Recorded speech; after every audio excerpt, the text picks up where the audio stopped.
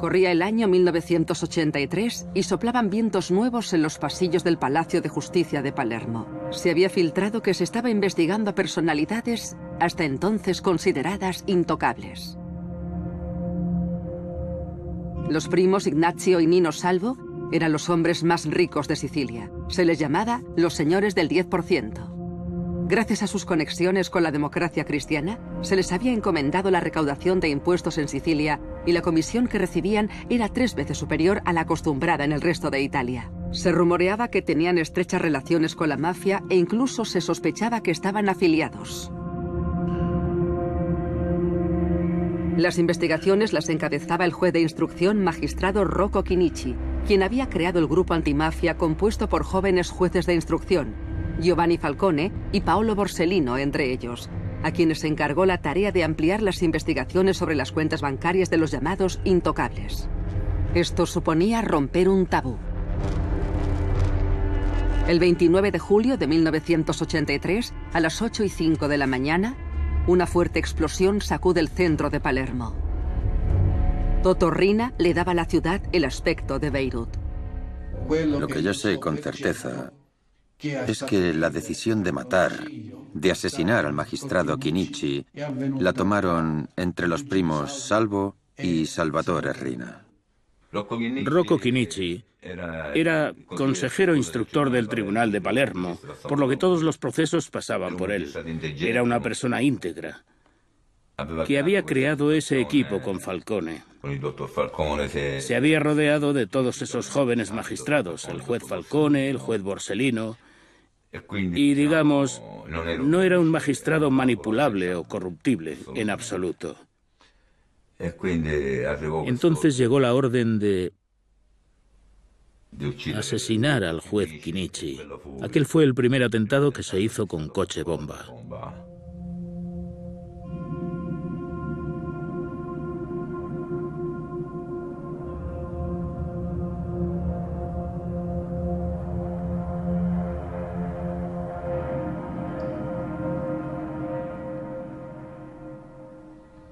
El mensaje siempre era el mismo. Donde queríamos llegar, llegábamos. Y, por lo tanto, o se retiraban o acabarían así. Nada podría protegerlos. Ese era el mensaje que se quería enviar. Si, digamos, no te sometes, no hay nada ni nadie que pueda salvarte. El Estado no puede protegerte. Nosotros llegamos. Si no es hoy, será mañana, pero llegaremos.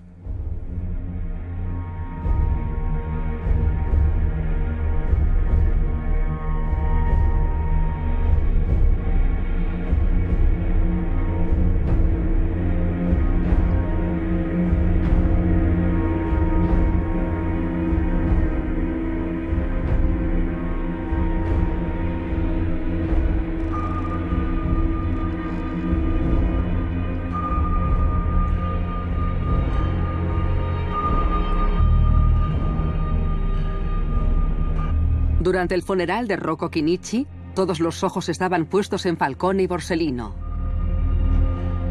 Nacidos ambos en el popular barrio de la Calza, en Palermo, les unía una gran complicidad, y a menudo se los veía juntos. Vimos a Giovanni Falcone durante una audición testificar que Chinichi y él mismo se sentían amenazados, aunque no tenían datos concretos. Por aquel entonces, para ellos, la mafia era todavía algo muy gris. Sería un mafioso siciliano, conocido traficante de drogas, Tommaso Buscetta, quien levantaría el velo.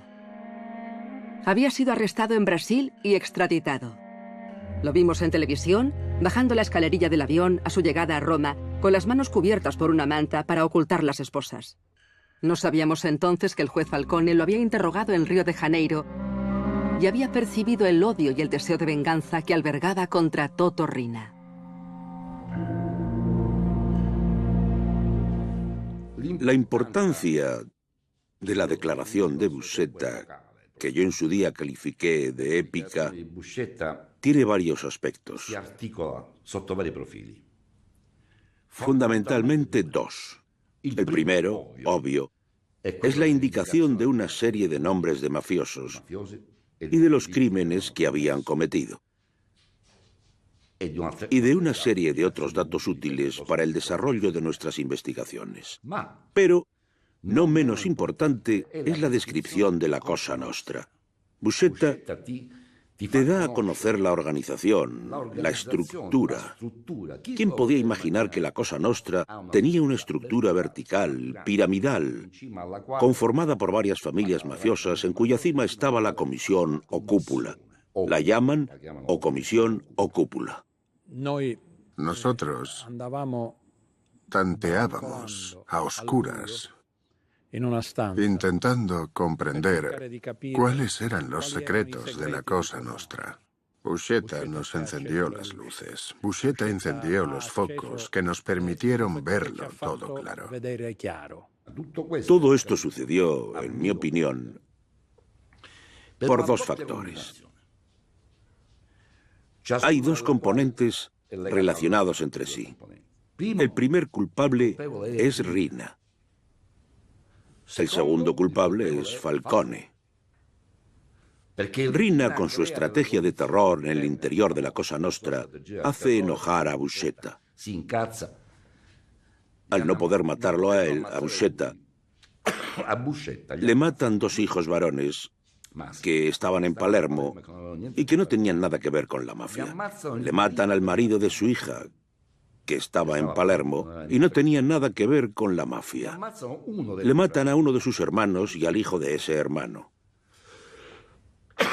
No hace falta ser mafioso para cabrearse por todo eso. Por no poder matarle a él. Y esto es todo obra de Riina.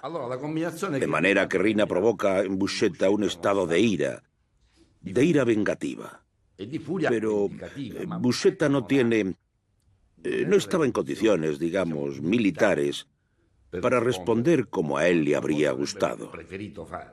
Ya sea porque está en Brasil, ya sea porque está amenazado. Y conoce a Falcone. Falcone, en manos de Buscetta, es mejor que un Kalashnikov. Para evitar ser escuchados, Falcone y Borsellino a menudo hablan en los pasillos del Palacio de Justicia. Tal vez durante una de esas conversaciones recordaron al arrepentido que en 1974 se presentó voluntariamente ante la Policía Judicial de Palermo para contar todo lo que sabía de la Cosa Nostra. Era Leonardo Vitale, un mafioso de poca monta de Palermo. Los abogados de aquellos a los que había denunciado reclamaron una evaluación psiquiátrica para que lo declararan mentalmente enfermo. Los expertos no osaron contradecirles. Todos los inculpados fueron absueltos. Solo él fue condenado a 10 años de internamiento en un hospital psiquiátrico. Cuando salió, el periodista de investigación Giuseppe Marazzo lo localizó. Era el año 1984, el mismo año en que Buscetta se decidió a hablar, como había hecho Vitale. Ebbe il coraggio di parlare.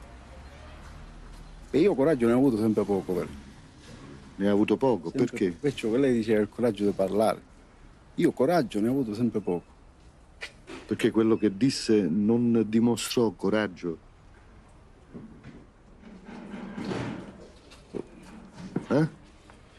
No, perché mi hanno accusato di essere pazzo, perciò semmai ha potuto dimostrare pazzia. Invece non lo è lei. Lei parlò lucidamente. Quando disse com'era organizzata la mafia delle borgate, i collegamenti con la mafia centrale, voglio dire, allora lei non era pazzo, era uno che voleva parlare.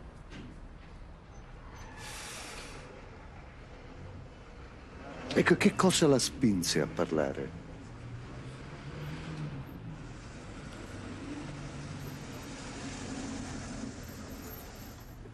Ma in carcere lei subiva minacce?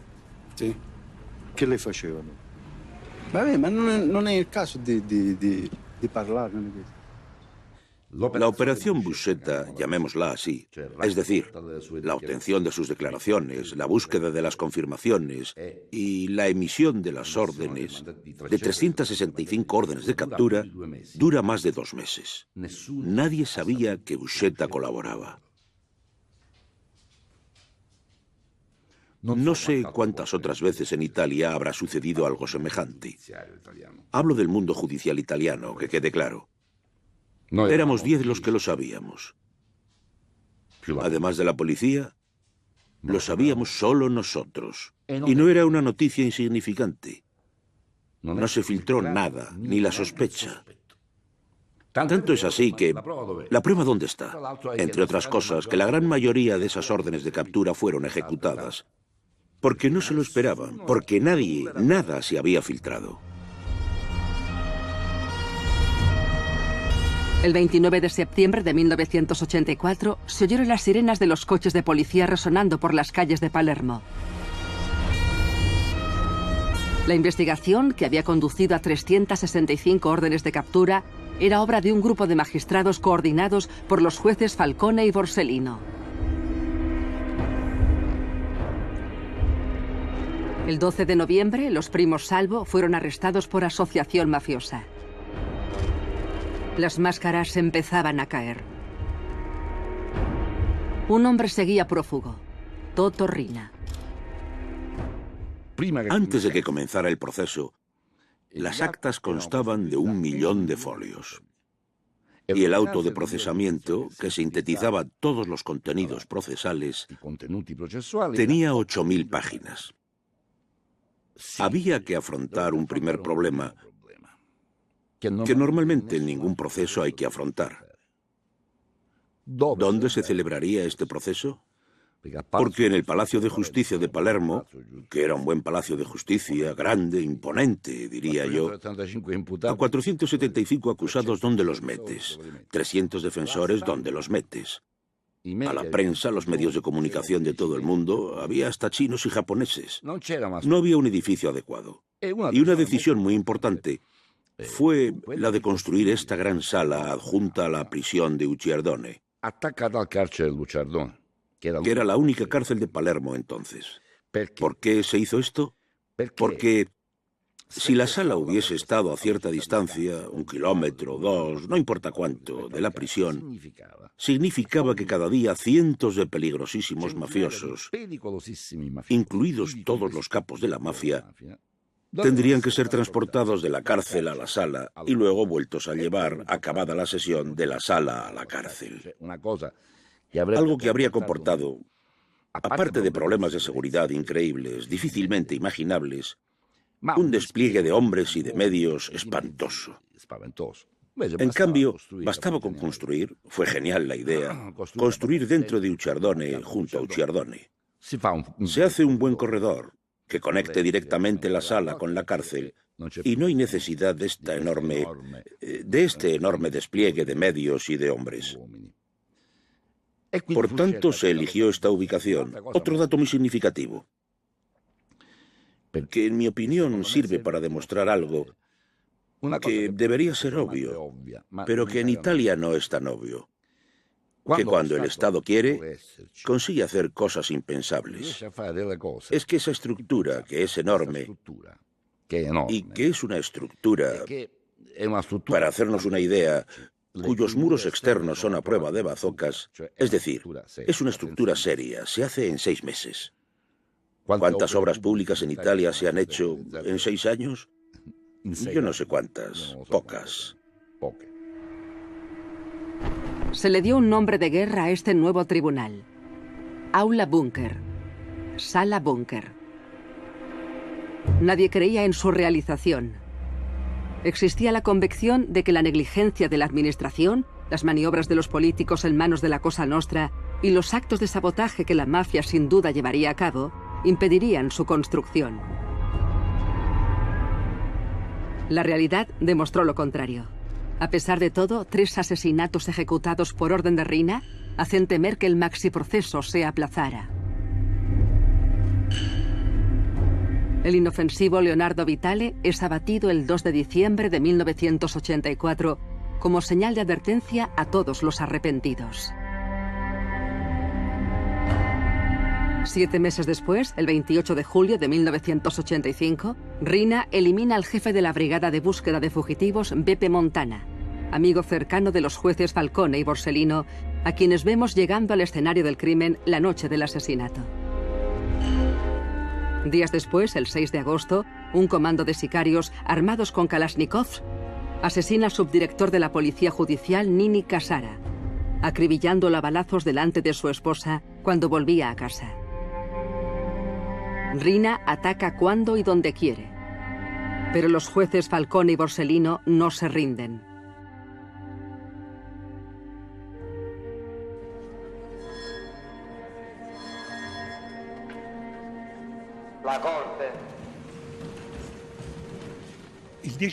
El 10 de febrero de 1986, en la Sala Búnker, se abre el histórico primer maxi proceso a la mafia.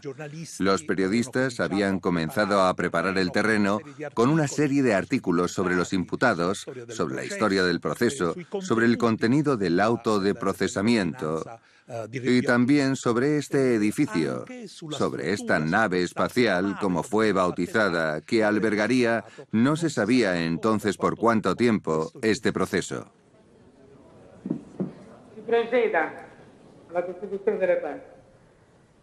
El presidente del tribunal, un hombre llamado Alfonso Giordano, era civilista. No tenía nada que ver con lo penal. Era un magistrado, y debo decir también jurista, que siempre se había ocupado de lo civil. ¿Por qué se elige a Giordano? Porque todos aquellos que eran candidatos, digamos, a presidir este tribunal, que eran magistrados que se ocupaban de lo penal, todos encontraron el modo de evitar asumir el encargo. Hablo de colegas, no voy a dar nombres. Y creo que esto es algo que debería hacernos reflexionar. En cambio, con los jurados populares, al contrario de lo que sucedió en Turín con el proceso a las Brigadas Rojas, no tuvimos problemas. Aceptaron todos. Esto hay que decirlo y subrayarlo. Y lo digo como siciliano sobre todo.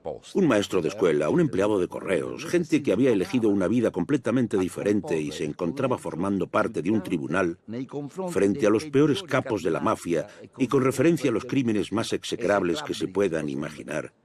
Sicilianos también ellos, y en Palermo. Al final de una operación quirúrgica sobre los imputados, propusimos para el maxiproceso a 475 imputados. Con estos 475 había una muestra representativa de la población mafiosa, en el sentido de que abarcabas desde el sicario y el simple traficante de drogas a todos los jefes de la Cosa Nostra. Todos. Era la primera vez que se ponía en conocimiento de los jueces una de las reglas fundamentales de la Cosa Nostra, que en este caso tuvo un gran impacto procesal, y que era que los asesinatos más relevantes no se podían haber cometido sino con el aval, con la participación de la comisión, es decir, del grupo en el vértice, lo cual quería decir que el grupo en el vértice tenía que responder de ser el instigador de esos asesinatos, obviamente. Y esta fue la aplicación de grandes consecuencias, de gran significación procesal, del conocimiento de la Cosa Nostra, que gracias a los colaboradores de la justicia y a Buscetta en particular, habíamos adquirido. Los juristas, los periodistas, se hallaban divididos sobre el teorema Buscetta. ¿Qué era el teorema Buscetta? La tesis de que no se podía ejecutar una acción criminal, desde un crimen hasta un trato, hasta una extorsión, si no se informaba a los capos, que se convertían, por tanto, en corresponsables. No se podía cometer un crimen en Sicilia sin el aval del vértice de la Cosa Nostra. Por tanto, el vértice de la Cosa Nostra era tan responsable como el sicario de cualquier asesinato que se cometía en Sicilia. Al inicio de cada sesión, se podía ver a los imputados en sus celdas.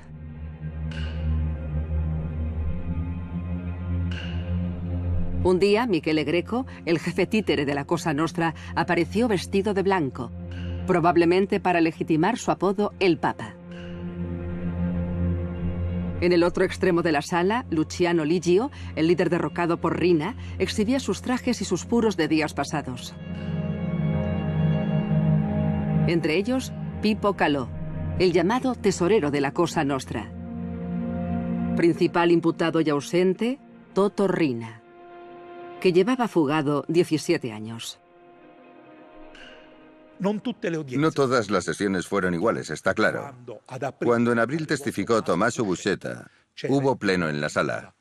Estaban todos los acusados en el banquillo, todos los imputados libres, estaban todas las partes civiles, había cientos de periodistas, cientos de curiosos que habían hecho cola afuera durante horas para entrar a ver a este jefe de los dos mundos, del cual solo se habían filtrado algunas fotos. Bien, pues se abre una puerta al fondo de la sala y se ve a un grupo de agentes escoltando a un hombre elegantísimo, con chaqueta gris, gafas de sol, muy bien peinado.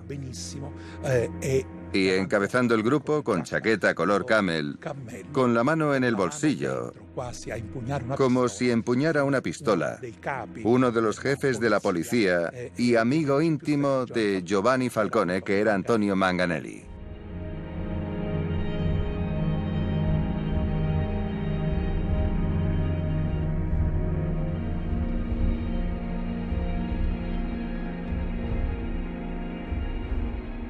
La primera confrontación fue con Calò. Y será la única. Porque Buscetta lo masacra a Calò. Fue algo vergonzoso. Y se alcanza el punto álgico. Porque Buscetta además tenía una gran capacidad escénica. Se desenvolvía bien, aparecía muy seguro de sí mismo, muy comedido y muy creíble. Y en cierto momento, mirándolo fijamente a los ojos, le recuerda que había matado a jóvenes que de niños se habían sentado en su regazo, que eran sus hijos, los hijos de Buscetta. Y era cierto, porque siendo los dos grandes amigos, quién sabe cuántas veces los hijos de Buscetta se habrían sentado en el regazo del tío para jugar con el tío. Y tú, le dijo, en cierto momento decidiste matarlos. Y se hizo un silencio impresionante. Termina el careo y todos los defensores de los acusados que habían solicitado careos sucesivos se ponen en pie uno a uno para que constara en acta que renunciaban. Yo entonces comprendí que había ganado el proceso. Es decir, todos los meses siguientes fueron un aburrimiento tremendo porque el proceso lo ganaba el Ministerio Público. El careo que todo el mundo deseaba entre Tommaso Buscetta y Totò Riina no tuvo lugar durante el maxiproceso, sino 7 años después, en Roma, una vez arrestado Riina. La ira de Buscetta no había decaído un ápice. Buscetta può rivolgersi direttamente all'imputato Riina. Presidente, io volevo... No. Posso chiedere? Dica. Io rifiuto il confronto con... Già l'ha detto. Lei aveva chiesto il confronto con tutte le persone. Aveva chiesto, ora ho letto queste cose, signor giudice, non voglio fare più confronti con questo signore. Senta, lei ha detto io non voglio essere sottoposta a confronto con Buscetta perché non è della mia statura, è uno che ha troppe amanti. Ma lei che cosa ne sa? Non ho detto amante, ho detto anche tante mogli. Tante mogli, tante donne, vabbè. E io posso dire... E che ne sa lei? Io posso dire che l'ho letto nei giornali perché tutte le riviste e tutti i giornali le portano. Poi, signor Presidente, come mio nonno, parto di mio nonno, che io quando mi riferisco di moralità parlo della mia famiglia. Mio nonno è rimasto vedovo a 40 anni e aveva 5 figli con papà e non ha cercato più moglie, non ha sposato. E mia madre è rimasta vedova a 36 anni, quindi noi viviamo nel nostro paese di correttezza morale. Se lui non vuole parlare con me, io a voi devo farvi conoscere chi è costui, perché lui parla di moralità con me per le donne. Però io vorrei sapere da voi tutti e da lui stesso con quanto coraggio lui può dire a me di moralità quando è l'artefice della fine dei miei cari. Questo individuo può parlare di moralità quando ha ucciso tanta gente innocente. Lui parla di moralità a me. Dov'è la sua moralità, Riina? La faccia vedere.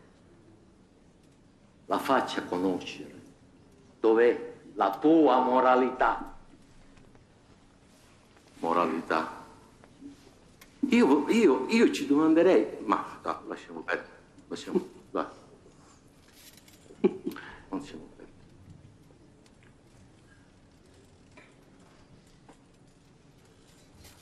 È risata ironica o sarcastica?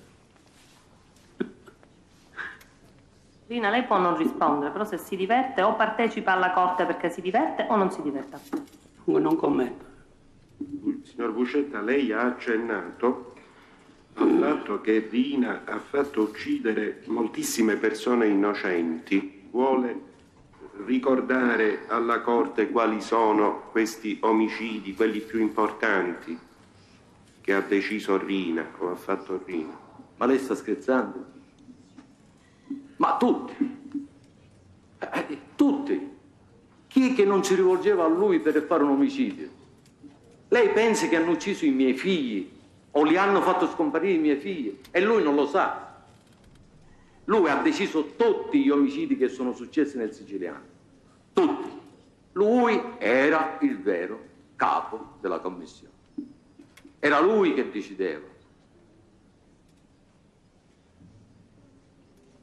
El 21 de noviembre de 1987, después de casi 650 días de sesiones, de proceso, a menudo incluso jornadas completas de debates, después de todas las requisitorias y las solicitudes de la Fiscalía y los alegatos de más de 200 abogados defensores, el presidente Giordano se retira a la Cámara del Consejo junto con el juez adjunto y el jurado popular.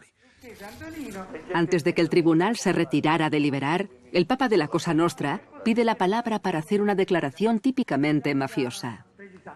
Dunque, forse c'è Greco che vuole parlare. Cella 19. Io desidero farvi un augurio. Io vi auguro la pace, signor Presidente.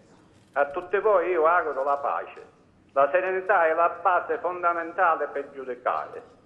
Non sono parole mie, sono parole del nostro Signore, che lo raccomandò a Mosè, quando deve giudicare che ci sia la massima serenità, che è la base fondamentale. E vi auguro ancora, signor Presidente, che questa pace vi accompagnerà nel resto della vostra vita, oltre a questa occasione. Vi accompagna nel resto della vostra vita. Questo io volevo dire, signor Presidente. Va bene. La Corte, per la sua composizione effettiva, si ritira in Camera di Consiglio. La Corte. El tribunal deliberó a puerta cerrada durante un mes entero. El presidente, Alfonso Giordano, portaba barba cuando reapareció finalmente para anunciar el veredicto. Nome del popolo italiano.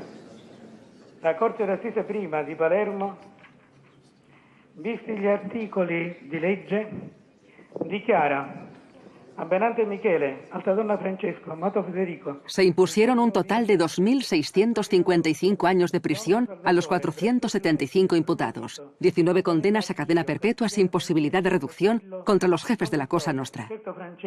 Rina fue condenado in absentia. Falcone y Borsellino ganaban la primera batalla.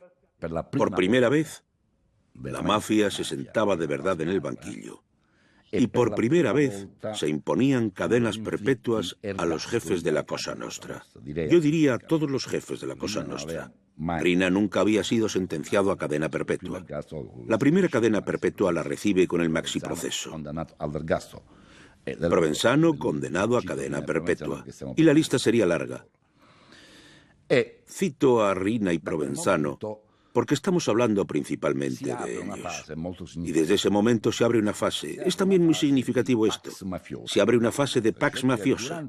Se vino en llamar. Es decir, durante el maxiproceso la Cosa Nostra no mata, porque ha recibido garantías de que cuando el maxiproceso llegue a casación, porque en Italia tenemos 3 instancias procesales y la definitiva es la de casación, la Cosa Nostra había recibido garantías de que en casación el proceso sería...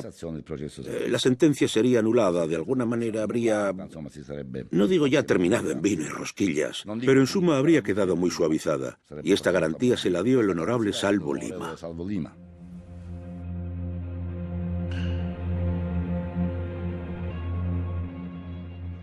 Rina esperaba librarse del maxiproceso porque se había construido una casa en Corleone. Pensaba pasar su vejez en Corleone. No hace falta más que una capacidad mínima de lectura. Alguien que se construye una casa en Corleone porque espera retirarse en Corleone no es que pueda ir allí como prófugo, perdóname. Tiene que ir allí como un hombre libre. Estaba convencido, esa era su tesis, de que iba a poder obtener, no quiero ir más allá, obtener beneficios, cambiar la ley o hacer cualquier otra cosa para poder ir a pasar su vejez en Corleone. Vimos imágenes de la imponente villa que Rina se había hecho construir para él y su esposa, sus 4 hijos y sus futuros cónyuges. Para disfrutarla tenía que salvar el obstáculo del Tribunal de Apelación. Como advertencia, ordena asesinar al magistrado que había aceptado presidirlo, el juez Alfonso Saeta y su hijo Stefano, que lo acompaña. En vano. La cadena perpetua de Rina se confirma en apelación. Del Tribunal de Apelación, en Palermo, el proceso pasa a Roma, a casación, ante lo cual nosotros, los mafiosos, estábamos tranquilos porque en Roma, en casación, estaba Corrado Carnevale, que llevaba todos los procesos contra la mafia. No es que llevara uno sí y otro no, los llevaba todos. Había montado Carnevale un sistema por el cual todos los procesos contra la mafia se los agenciaba él y sistemáticamente anulaba todas las sentencias. No había peligro de que alguno lo condenara, siempre encontraba alguna pega. Y cuando más importantes eran los mafiosos, con mayor facilidad resultaban absueltos. Pero ocurre que estas cosas las sabe también Giovanni Falcone.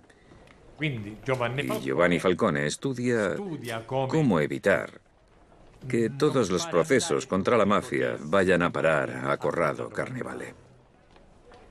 Falcone, el 1 de marzo del 91, asume el cargo. Había sido nombrado director general de Asuntos Penales del Ministerio de Justicia en Roma. Director general de Asuntos Penales. ¿Y qué hace Falcone? Se inventa un cambio organizativo por el cual los presidentes de las diversas secciones del Tribunal de Casación estarían sujetos a rotación, es decir, periódicamente cambiaban. Ya no siempre el mismo presidente en cada sección, sino rotación de presidentes. Esta rotación, ¿qué implica?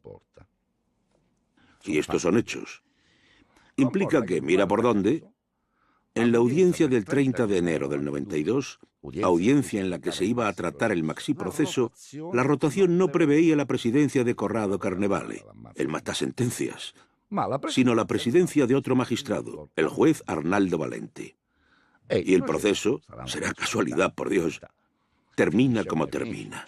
Es decir, un desastre para la Cosa Nostra. No se anula nada, todo se confirma. ¿Cómo quieren que la Cosa Nostra no relacione, tengo que decir que así era, esta revolución, digamos, a la iniciativa de Falcone? Fue la primera derrota judicial para la Cosa Nostra. Y ahí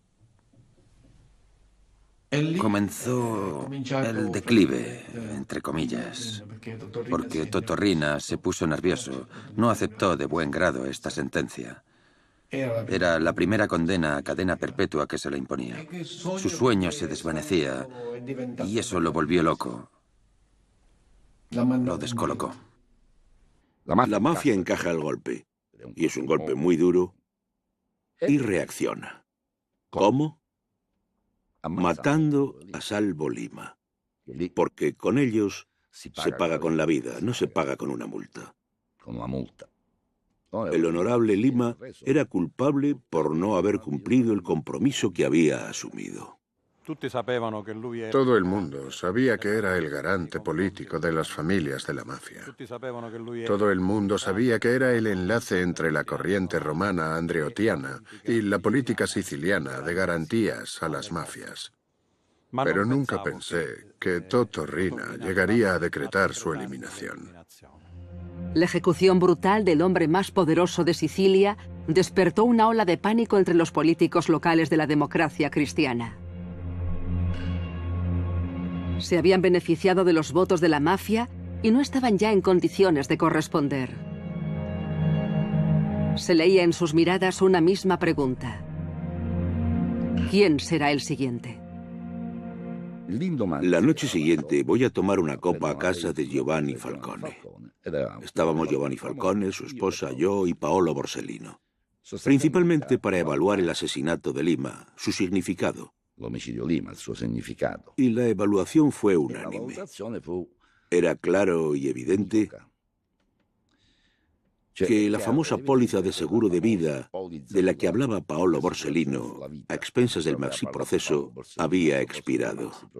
Paolo Borsellino sostenía, y los hechos lo confirmaron, ya desde el 84, que mientras el maxiproceso estuviera pendiente, mientras no quedara definitivamente cerrado, no nos matarían. Porque imagínate, matan a Borsellino o matan a Falcone durante el maxiproceso. Desde la óptica mafiosa era, ¿cómo decir?, muy fácil pensar que la sentencia sería entonces mucho más dura. De manera que Paolo tenía esa intuición acertadísima. Mientras exista el maxiproceso, podemos estar tranquilos. Tan pronto como termina el maxiproceso, que termina mal para ellos, la frase literal fue: sono casi amari. Estamos jodidos. El asesinato de Lima fue la confirmación.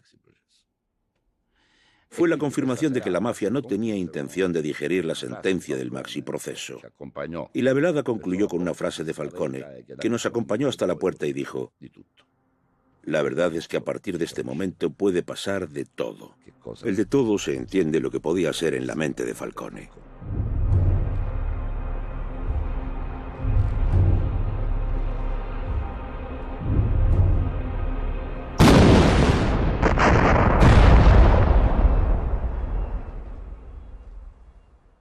Qui c'era l'autostrada. Questa è la croma di Giovanni Falcone, guidata da Giovanni Falcone. Non esiste più il davanti. E questa è la voragine. Saranno almeno 10 metri. Tutta la sete autostradale è stata distrutta, non esiste nemmeno più la barriera laterale. Se utilizó un colector de drenaje, un canal de drenaje del agua de lluvia, que pasaba por debajo de la autovía. Utilizaron un carrito de la compra, quizá, o hay quien dijo una tabla de skateboard, sobre lo que habrían cargado unos tambores llenos de TNT, cerca de 400 kilos de TNT, con un detonador que habrían accionado desde lejos.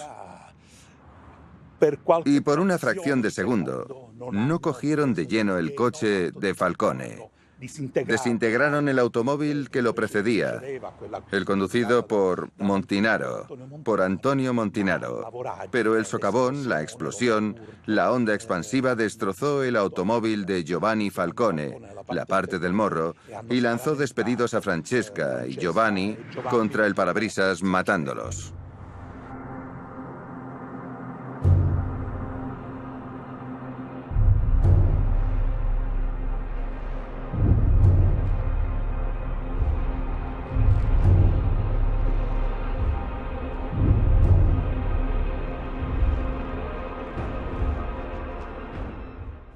Aquel día se había relajado un poco la tensión, porque ya era el tercer fin de semana esperando que pasara el juez Giovanni Falcone. El primer aviso para poner en marcha este proyecto de muerte nos llegó de Domenico Ganci, que había visto salir del edificio donde vivía el juez Falcone. Había visto partir la comitiva de coches escolta para ir a buscar al juez Giovanni Falcone al aeropuerto. Nosotros, en ese punto, Joe, Battaglia, Biondino y yo, nos dirigimos a la colina para prepararnos. La barbera, que tenía que apostarse a controlar la velocidad del coche, antes de eso, va al túnel a conectar, porque todavía estaban desconectados. Va a conectar el detonador y el receptor. Y a partir de ese momento, todo queda en mis manos, en las mías y en las de Joe. Joe, cuando ve llegar el coche a la altura del frigorífico, cuando Joe me dice, ahora, yo estoy bloqueado, estoy completamente paralizado. Era como si le hablaran a una pared. Por segunda vez me dice, ahora, levantando un poco el tono de voz, y yo sigo inmóvil, como si alguien me estuviera sujetando el dedo. No era un botón, era un interruptor. La tercera vez que Joe me dice, ahora, a pesar de ese tercer aviso, con un tono de voz aún más fuerte, aún me resisto, pero en un momento dado, como por instinto, acciono el interruptor. Veo claramente que no es una explosión limpia, sino que se produce como un efecto dominó por la acción del explosivo. Oigo que los escombros que han saltado por el aire caen al suelo y empiezan a sonar toda una serie de alarmas en las cercanías y regresamos a Palermo. Me acuerdo como si fuera hoy. Ponemos las noticias y leo, como se dice, la tira de abajo, donde se daba la noticia de que el juez Giovanni Falcone había muerto. En el momento del funeral, cuando intervino la compañera, la esposa de uno de los agentes de la escolta, cuando el sacerdote le puso el micrófono en la boca para que se la oyera, y ella dijo, arrepentíos. No pude más y cambié de canal, porque me sentí incapaz de seguir oyendo aquellas palabras. Sappiate che anche per voi c'è possibilità di perdono. Io vi perdono, però mi dovete mettere in ginocchio. Se avete il coraggio di cambiare, loro non cambiano. Se avete il coraggio di cambiare.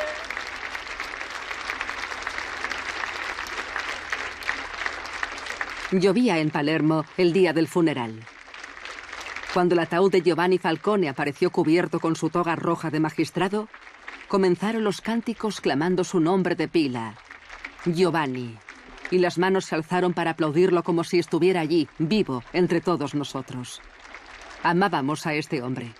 Su muerte hizo ese sentimiento visible. Cuando los políticos y funcionarios salieron de la iglesia de San Domenico con aire compungido, los más jóvenes no pudimos contenernos y los llamamos payasos. Por aquellos días, y estos son datos contrastados, dos oficiales de los Carabinieri se ponen en contacto con Vito Ciancimino. Se ponen en contacto con Vito Ciancimino porque Ciancimino, indudablemente, estaba muy ligado sobre todo a los Corleonesi, a Rina y Provenzano, y por tanto a la Cosa Nostra. Y básicamente esto es lo que se ha venido en llamar la negociación. Es un término sobre el que también se podría debatir, pero en suma nos vale para entendernos, para entender lo que la mafia exigía, para detener las masacres, resumiendo. El temor fundado era que después del asesinato de Salvo Lima, en marzo del 92, y después del terrible asesinato de Falcone y su esposa y 3 muchachos de su escolta, esta estrategia pudiera continuar. Rina, con la masacre de Capaci, hecha de esa manera tan espectacular, tiene 2 propósitos. Tiene 2 motivos. Uno es eliminar a su peor enemigo, y eso lo consigue porque le hace volar por los aires. El segundo es meter miedo a cualquier tipo de institución.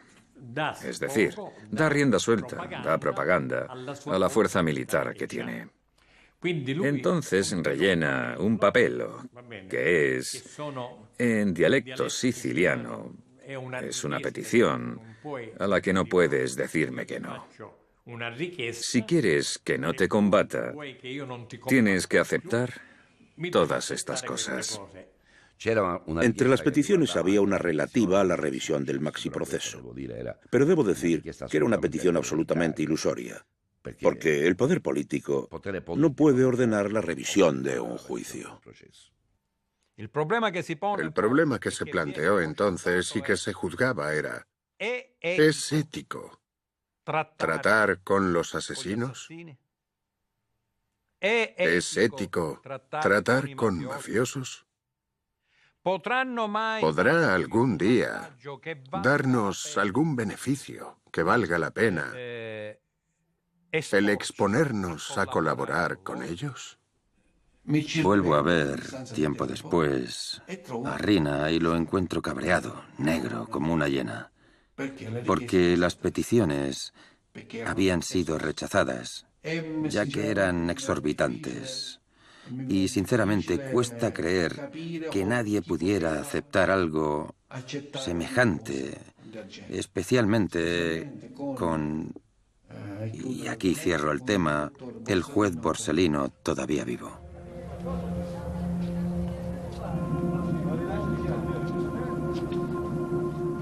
La paura, guardi, sarebbe assurdo sostenere che paura non se ne prova. Ci sono dei momenti in cui la paura si prova. L'importante è che assieme alla paura ci sia il coraggio.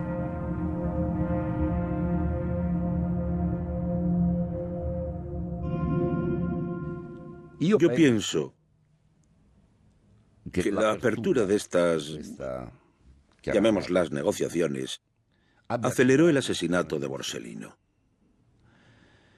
Porque la Cosa Nostra, en un momento dado, consideró necesario aumentar su poder de negociación, dando al Estado otro golpe.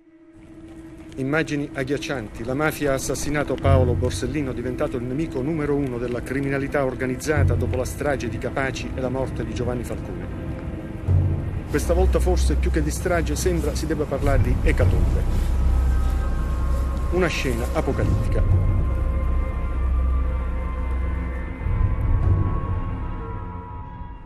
Me tocó a mí encontrarme con lo que quedaba de Paolo Borsellino. Y me costó muchísimo reconocerlo, porque estaba abrasado. Después de eso, no recuerdo nada más. La oscuridad más total. Estábamos viendo las imágenes del atentado de Via D'Amelio en la televisión cuando el jefe de Falcone y Borsellino, el honesto y juez magistrado antimafia, magistrado Antonino Caponetto, apareció en la pantalla. È finito tutto. Perché è finito tutto, dottore Caponetto? Perché è finito tutto? Perché non mi faccia dire altro.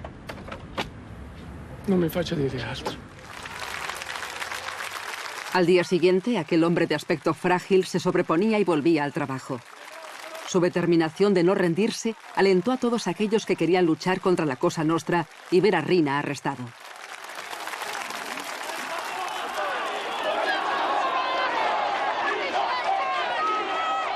En los funerales de los 5 miembros de la escolta policial de Paolo Borsellino, la gente quería entrar en la catedral para honrar a los muertos y expresar su ira hacia los representantes del Estado llegados de Roma, a los que juzgaban cómplices de Rina debido a su inacción. La barricada finalmente cedió. El presidente de Italia y el jefe de la Policía Nacional deben su salvación al fiscal Giuseppe Ayala, que contenía a la multitud que gritaba: «Que la mafia salga de esta iglesia». Tampoco ahora, después de esta masacre, obtiene ningún resultado. Vuelvo a verlo, una vez más, cabreado. El gesto sombrío, no locuaz, como de costumbre, es decir, contento, jactándose de haber... Nada, lo veo muy contenido, muy abatido. Y me dice que empiece a preparar otra masacre. Yo, entre tanto, llevo a cabo el asesinato de Ignacio Salvo. El asesinato de Ignacio Salvo forma parte del llamado ajuste de cuentas, porque no se había movilizado lo suficiente para un resultado positivo para nosotros del maxiproceso. El cadáver de Ignacio Salvo, abatido una noche junto a su Mercedes, a las puertas de su villa junto al mar, ejemplificaba la rabia asesina que se había apoderado de Rina contra sus aliados políticos de antaño, a los que sus sicarios ejecutaban sin escrúpulos. Mire, yo he cometido quiero especificar esto. Yo he cometido, y no es que quiera, como decir, escaquearme de mis responsabilidades. Yo en conjunto soy responsable de cerca de 100 asesinatos, pero no soy el autor material de 100 asesinatos, o los que sean, no los he contado, porque hubo un momento en el que asumí el papel de mandante, de capofamilia. Por tanto, de todo lo que se hacía, yo asumía el rol de instigador. Pero materialmente, sinceramente no sé cuántos he cometido, pero aunque hubiese cometido 100, esto se enmarcaba en aquel contexto de la asociación.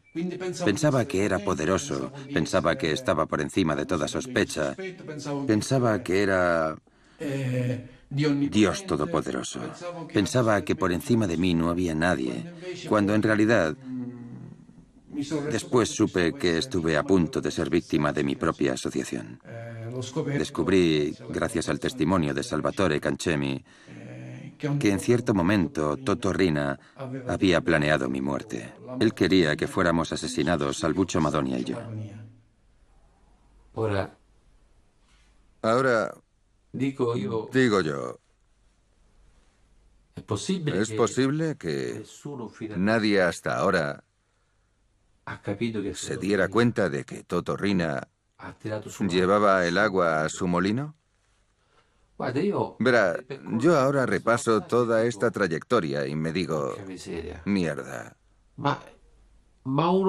Si no ha quedado ni uno vivo, porque todos aquellos que hicimos la guerra de la mafia, todos aquellos que le dimos el poder a Toto Riina, que poco a poco hicimos que Toto Riina tomara el poder, reemplazaba a las personas a su antojo, y a las personas que mandaban las hacía matar. Como a Pino Greco, como a mi tío.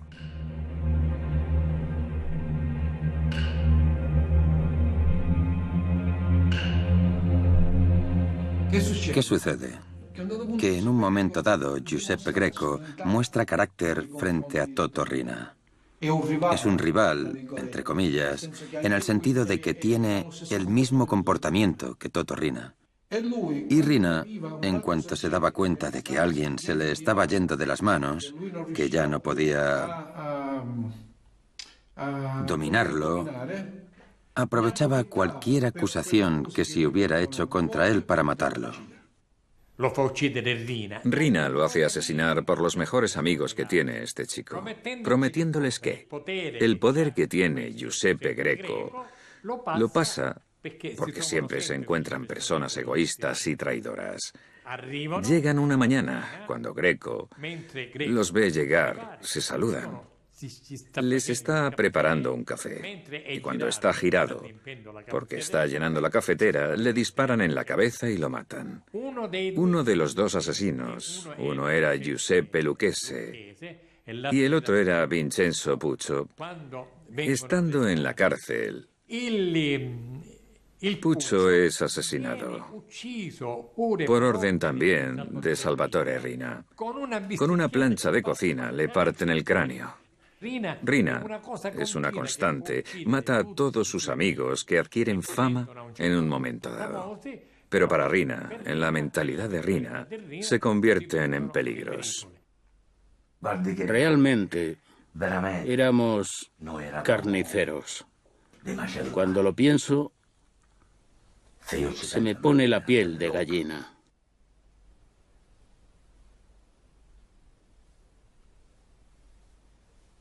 Y todo esto se ha hecho por Toto Riina. Es algo impresionante.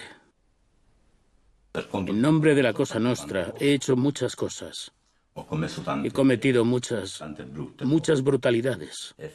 Y entre esas brutalidades están los asesinatos de dos de los hermanos de mi padre. No pude impedirlo, porque una vez que decidieron que Vincenzo Anselmo debía morir y que, más que nada, fue un teatro lo que hicieron con mi tío, porque no es cierto nada de lo que dijeron, que se había querido tirar a una mujer, a una muchacha, porque solo así lo podían, solo montando un teatro, pero no pude salvarlo. Cuando me enteré, intenté entrevistarme con Toto Riina, pero no quiso recibirme en aquella ocasión concreta. Intenté dispararle.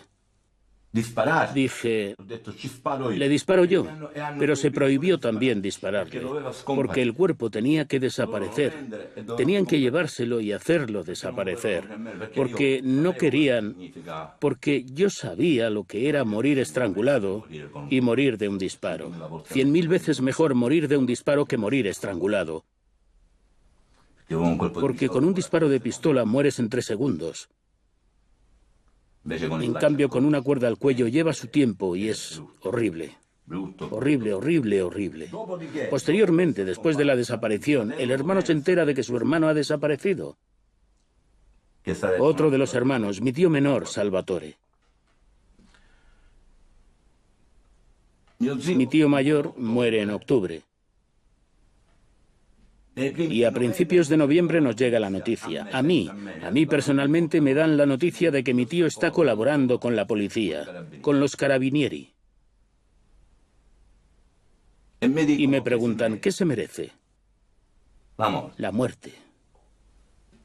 Ya voy yo, no os preocupéis, consideradlo hecho.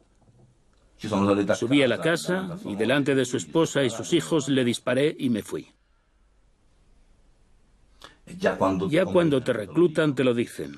Lo primero es la Cosa Nostra y después la familia de sangre. Lo primero es la Cosa Nostra. Es como un lavado de cerebro. Primero es la Cosa Nostra y luego todo lo demás. No podía ponerme en contra de Toto Riina. Toto Riina era Dios en la tierra. Eso era Toto Riina en Palermo. Y el que se oponía a él estaba perdido, estaba acabado. En este clima de terror, un hombre teme por su vida. Se llama Baldassare Di Maggio. Riina lo ha nombrado regente de un pequeño pueblo cercano a Corleone. Temiendo por su vida, abandona Sicilia y se refugia en el norte de Italia. Es arrestado en Piamonte por un delito menor. Para sorpresa de los carabinieri, Di Maggio empieza a hablar. Dice que sabe cómo llegar a Riina. Solo hay que seguir a sus 2 choferes. Una brigada de los carabinieri, liderada por un capitán al que apodan Último, después de 6 meses de investigaciones, instalan finalmente una cámara de vigilancia frente a un bloque de apartamentos. Baldassare Di Maggio reconoce primero a la esposa de Riina. Y posteriormente, el 15 de enero de 1993, al propio Toto Riina.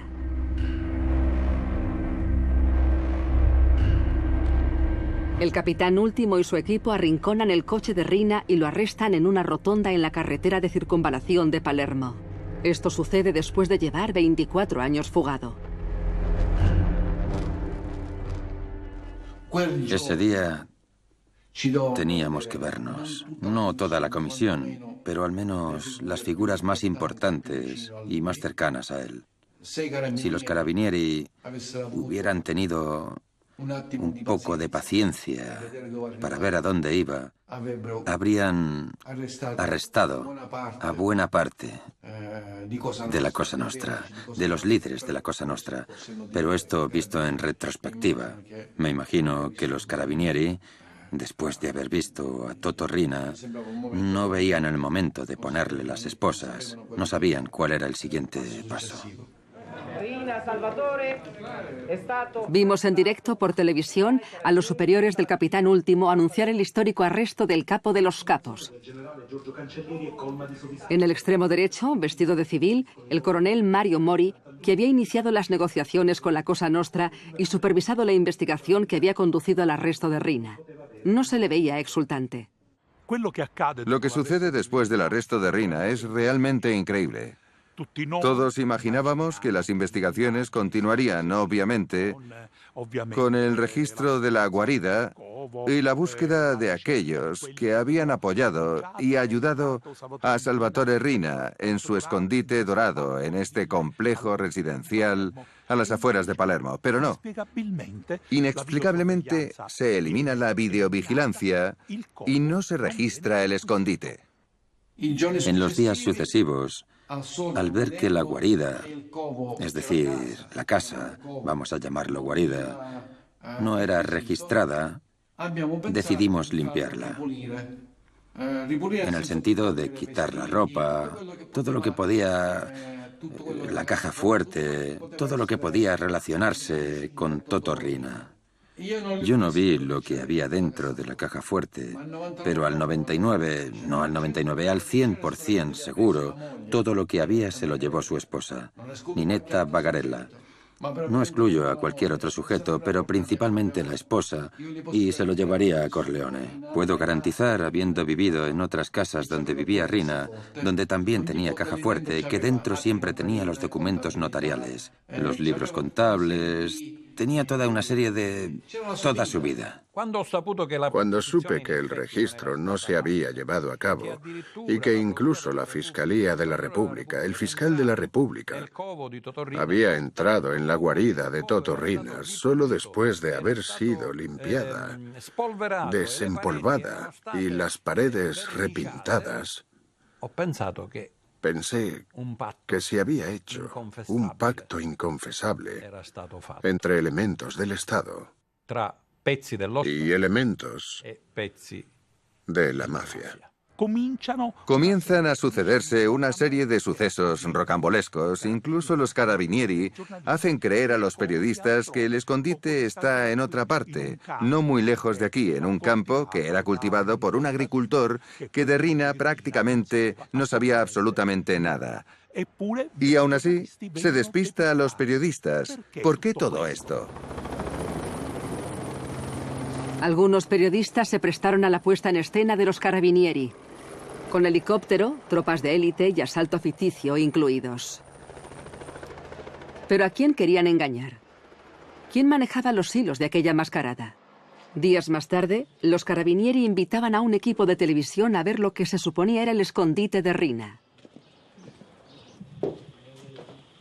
No le faltaba nada, ni el escondrijo, ni la caja fuerte de la altura de un hombre, ni las botellas de la leche de los niños, ni el escritorio del capo, y como remate, una piscina en una villa que nunca había sido de Riina. ¿Por qué todo esto? ¿Por qué no se hizo el registro de la guarida? ¿Cómo es posible que una investigación tan importante se abandonara de alguna manera frente a todo esto? Se darán mil explicaciones. El coronel Mori dirá que había habido malentendidos con la fiscalía. El capitán último dirá que en realidad no se podía mantener a los hombres allí en Vía Bernini porque todo se había descubierto y podía ser peligroso. Los magistrados dirán en cambio que los carabinieri les habían asegurado que las investigaciones continuaban y que para continuar y llegar tal vez al arresto de algunos de los cómplices de Riina, no había absolutamente ninguna necesidad de irrumpir en la casa que había albergado al capo di capi. En suma, mil explicaciones, todas contradictorias entre sí.